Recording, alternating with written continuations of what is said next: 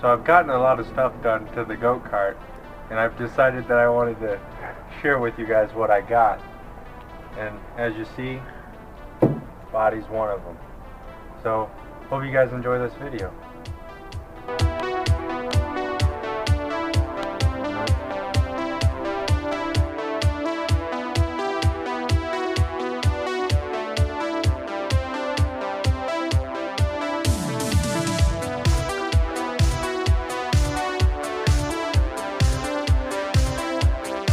So what you do, you put it, and once it's tight, you squeeze this trigger, and once you'll see in here a little red ball. Once you see that, start moving it a certain way. Hold on, don't press it yet. Start moving it like this, and pull it this way. Up and down? Yeah, kind of up and down, just a little. And hold on, and you want it tilted like this. You don't want this touching this, all right? There you go. Hold on, let me turn it on. Okay. There you go.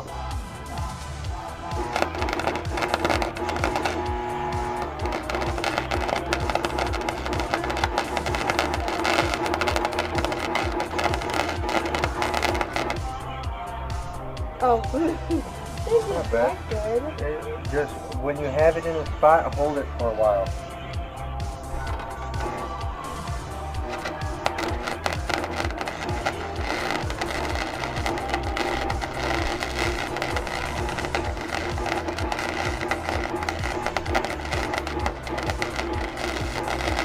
Alright.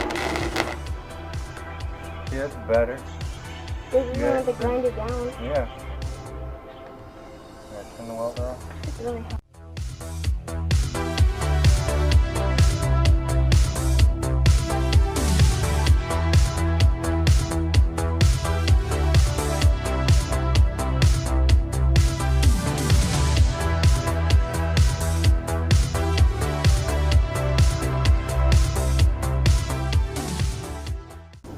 Alright, so me and Mikey are out. It's getting a little dark, but we're working on, we're going to drop the axle. We got a new sprocket for the go-kart, and we also got a new brake because these ones that I had on weren't working.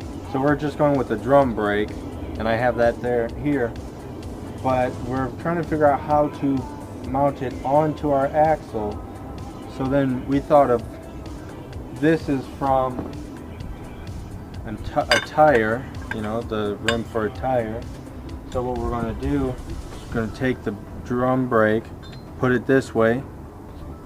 So we got it like this, put it this way, and you got our drum brake, and then we'll just figure something out for bolting it down. We're going to bolt this like this and put it on, so our drum brake's going to look like this. Alright guys, so I ended up getting a new sprocket because my old one, as you can see, it started getting like tore up and eating away at it, and they're like now shark fins. And this is a 60-tooth sprocket, but I don't think it was, you know, as well built as this one. So I went with a thicker sprocket, which is still a 60-tooth, and then I got a 10-tooth on the torque converter. But I also went with a thicker spring chain, and for the torque converter I actually went from the red stock spring to a yellow stiffer spring, so I could get to see what that does. So right now I'm sizing the chain, and then I'm going to put the engine on. So as you see, I got the chain on. It's a bit tight because it's rubbing on this bar here, and I feel like once I notch it out, it'll not be as tight. And as my brake idea, here's the pad of the brake. I just got it zip tied up here because I was figuring out, like, I have to figure out where to bolt it and stuff. And as you see, this right here, this white piece, is that hub from that one tire, and I just bolted the brake onto that, and I welded, because this brake pad wasn't coming off, so I welded it all together. So I'm not 100% sure how this will work out, but then again, I'm here to test it out, so if it doesn't work, you guys don't follow what I do. So once I get this hooked up and get this all notched up, I could test it all out, because I did swap this the spring to the yellow spring, and I heard those are better for the more torque. So once I get all this stuff done, which will probably be when it's nice and sunny, so that's stuff that I have to get taken care of.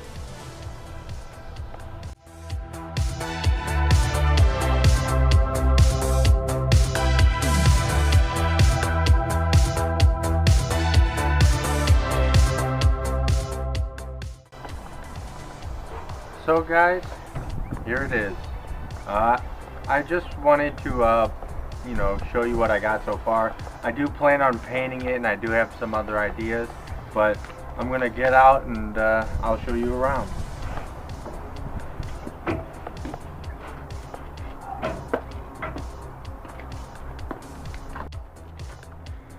So as you look in, you can see it's pretty tight, but there's still clearance, and there's a lot of room, and I do plan on adding a sound system in here.